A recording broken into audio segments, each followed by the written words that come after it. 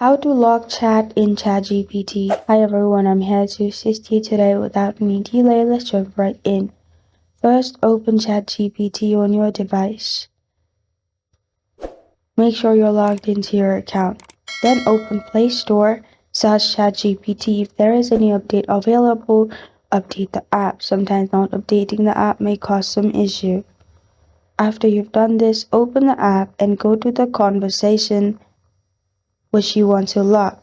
For now, there is no lock option in ChatGPT, so what you can do is click on the three dots at the top right and then click on Add to Project. Click on New Project, then add a name. I'm simply gonna add Private and press on Create Project at the top right. After you have created the project, it will be in a different conversation sector,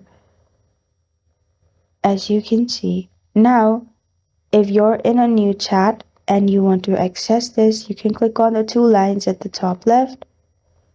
You'll find private, simply click on it and you will find the chat here. This is how to log chat in ChatGPT.